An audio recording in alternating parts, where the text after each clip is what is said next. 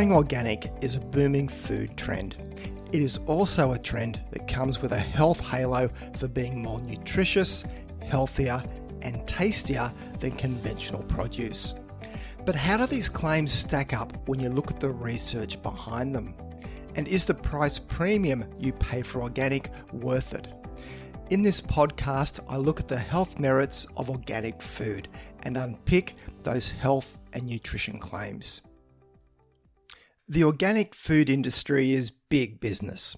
Fueled by strong consumer demand for health, environmental, and ethical concerns, it is no surprise it is one of the leading food trends. So let's start off this podcast by defining what we mean by organic. Typically, a food that is marketed as being organic would fall under some level of a certification process. Certification would cover things like chemical inputs such as fertilizer, additives, antibiotics, and pesticides. And then there could be aspects related to land use, animal breeding and housing, along with record keeping and potentially on-site inspections. In Australia, there are at least 5 different organic certification bodies. But also in Australia, any product claiming to be organic needs to be able to substantiate those claims regardless of if they are certified or not, or else they risk falling afoul of food regulatory and consumer bodies like the ACCC. Now, choosing organic produce for its nutritional superiority would make it a standout choice. The only problem with this view is that there is not a lot of scientific evidence to say it is true. And a key reason why it's very hard to compare apples with apples, so to speak, is when you look at the nutrient content of any food, it can vary so much depending on growing region, rainfall, time of the year of harvest, and post-harvesting storage time. Each one of these can affect nutrient levels drastically, and none have anything to do with organic or conventional farming practices. In fact, it is not unknown to see differences in some nutrients from between 100 to 200% purely based on these factors I outlined before, and none of them have anything to do with if a food is organic or not. So to get a clear picture of if organic produce has more nutrition than conventional produce needs a lot of research work and a lot of studies to help balance out some of all of those inherent differences that naturally exist between produce. In 2012, a systematic review of 223 studies concluded that there was a lack of strong evidence that organic foods are significantly more nutritious than conventional foods. And I'll link to this study in the show notes. There was a lot of variability in the studies, yet the only nutrient that stood out as being higher was phosphorus. But it was in conventional produce, not organic food. Although even with higher levels of phosphorus, the differences had no clinical health significance, and no additional health benefits for allergic disease or bacterial infection was seen by eating organic food either. Now that was 2012.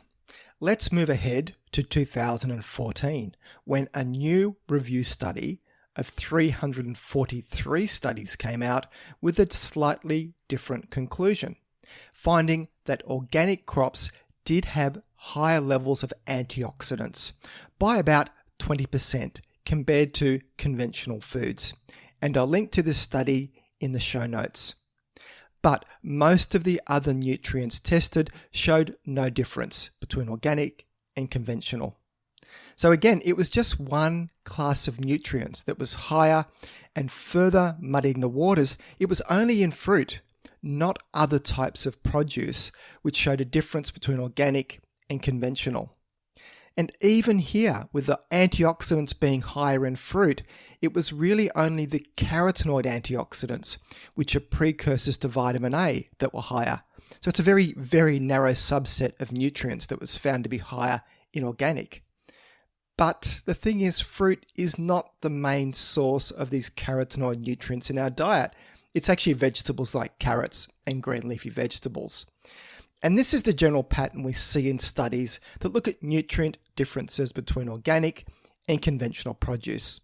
That even when there is a statistically significant difference, it makes really no practical difference in terms of our consumption of these foods. And considering the price premium of organic produce, simply eating a little bit more conventional produce in the first place could easily make up for the differences in antioxidants, which is the only nutrient that this study found, again of 343 studies that differed between foods. Now, there have been some studies that show that organic meat and milk has higher levels of omega-3 fatty acids. But the word organic here is misleading. The nutritional differences were simply because of the way the animals were reared and fed, because they foraged more on grass. It was already well known that the fatty acid profile of beef and milk will vary depending on what the animal was raised on. And here's the other point. Milk and meat are not the main sources of omega-3 fats in our diet. It is fish, plants, nuts and seeds that are the key dietary sources of omega-3s. So the high levels of one nutrient in meat and dairy don't make a big difference to your diet as a whole. But surely it's better to choose organic and be pesticide-free.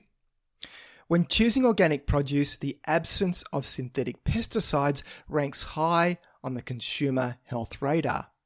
Now, thankfully, pesticide levels on food in Australia are monitored tightly and kept within very, very safe levels. And we're talking levels below 1% of what is an already safe daily dose that already has its own huge margin of safety built into it. And simply washing and peeling food before eating it can reduce residues even more. But there is some research to show that eating organic food means less synthetic pesticide residue found in the body. So surely it's better to eat organic and have less in your body regardless. But this gives a very misleading picture as it lacks context of dose and, importantly, what organic produce may use in its place. Organic produce is only free from synthetic pesticides. Organic certification allows produce to be grown with the use of naturally occurring pesticides such as pyrethrins, light oils, copper and sulfur, and even some types of pesticide-producing bacteria. All of these pesticides are just as harmful to humans in high enough doses as synthetic pesticides. There is nothing safe about these pesticides. They're used to kill pests after all. And it is what I call the dirty little secret of the organic food industry, in that they're very quick to call out potential harms of synthetic pesticides and that their food doesn't contain any of these, but are very coy in letting you know that they also use pesticides in producing their food. But let's put pesticides in context. Over 99% of the pesticides eaten in a typical diet are naturally present in the food to start with, not added by farmers. And of these naturally occurring pesticides already present in your food, half will cause cancer in rats if given in high enough doses. And that cup of coffee you had this morning, it contained the same weight of known rodent carcinogens as a year's worth of exposure to synthetic pesticides. Now, no need to be alarmed here at all. It's because these pesticides I spoke about are at incredibly low doses. And in fact, these natural pesticides may actually explain some of the health benefits of fruits and vegetables, because they can stimulate our immune system by placing a very mild level of stress on the body. So life is not about removing all pesticides from it, because in fact small amounts of it naturally present in food could be beneficial. But if you take those pesticides out of a plant and you have huge amounts of them, they can do harm. So really the the toxicity lies in the dose, not so much the substance. Now, for anyone that has delved into the world of the merits of organic produce, they will likely have come across the dirty dozen. This is a collated list of foods to avoid because they contain the most pesticides. Just know. First of all, if you measure anything, be it pesticide residue, fiber, or vitamin C content, you will always be able to produce a ranked list. What matters is not where a food is placed on that list, but if the values of whatever you are measuring have any significance for health. And when it comes to pesticide residues, even foods at the top of the list sit well under any level to present any safety concerns. Now, the data used in producing this list of the dirty dozen is a legitimate one, as it comes from government sources. Admittedly, this is US data, so it may not apply the same to Australia. But the ranking system used takes no account of the different levels of toxicity between pesticides. It's purely based simply on the amount present, not the absolute toxicity. And because it's a list, no matter what the conventional food industry did to reduce pesticide levels, this list will always have a dirty dozen on the top of it. And this list is only about synthetic pesticides. No test levels are given for all the organic pesticides that I mentioned before that can and are used in producing organic produce. And here's what you may not know about this dirty dozen list. It's put together by an organization called the Environmental Working Group. Sounds legit, doesn't it? Except this group, while being a not-for-profit, gets a nice slice of its funding from the organic food industry. This is also an organization that has a very clear anti-GMO stance and has also dipped their toe in the water of some very anti-vax rhetoric too. To say they are not held in high regard by the general scientific community would be very polite, to say the least. So if pesticide residues in conventional produce were so bad for us, we should see clear evidence of increased risk of cancer and other chronic diseases with increasing fruit and vegetable consumption. The opposite is true. Okay, so that's nutrients and pesticides done, but surely, even with all of that, it is simply a better food to have because organic tastes better. No. Now, I'm not denying for 1 second your taste experience of organic food. It is 100% correct and valid. But you see, taste is a very personal one and is largely based on expectation. And with organic versus conventional, I'm talking about similar quality produce. Because a freshly picked conventional apple will likely taste better than an organic apple that has sat sadly unloved for several weeks on the produce shelf. And the same applies in reverse too, if you want to make a fair taste test of organic versus conventional. But what does science say when you do the only valid experiment here, and that's blind people to whether the food they're tasting is organic or conventional? Ready to be shocked? People can't taste the difference.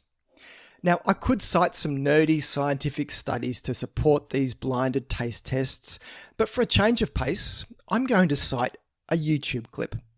Not just any clip, mind you, but one involving a bunch of pranksters who infiltrated a high-end foodie trade show and passed around plates of McDonald's food they deconstructed and reassembled as gourmet, bite-sized hors d'oeuvres, complete with a tale of the food's provenance, and of course, it's all being organic, obviously. And the foodies lapped it up and raved about the hors d'oeuvres. Now, if they were told it was McDonald's, they would have had utter disdain for it. So taste, it's largely based upon expectations. And if you want to catch this 3-minute clip, I'll put it in the show notes. But heads up, it's in Dutch, so put your subtitles on. So let's wrap all this up. The bottom line is that the whole organic versus conventional food debate is a pointless distraction. On the health scales, there is little to separate organic and conventional produce apart from price. Now, rather than focusing on getting a few extra antioxidants from organic fruit, we should be trying to eat a lot more fruit and vegetables to begin with. The biggest food health issue we are facing in a country like Australia is from how little fruit and vegetables we are eating in the first place. Addressing this by eating more foods that we know are good for us will make any organic versus conventional debate fade into insignificance. And if you feel the price premium of organic is worth it, then by all means, make buying organic a priority. For someone on a tight budget, then fear not that you are doing your health any harm by buying conventional produce. So that's it for today's show. You can find the show notes either in the app you're listening to this podcast on, if it supports it, or else head over to my webpage at thinkingnutrition.com.au and click on the podcast section to find this episode to read the show notes. If you find this podcast of value, then please consider sharing it with your friends and colleagues, or maybe even leave a review. This all helps increase the ranking and reach of the podcast, which means a big win for credible, evidence-based nutrition messages while helping to dilute out the crazy and making the world a slightly less confusing place. I'm Tim Crow, and you've been listening to Thinking Nutrition.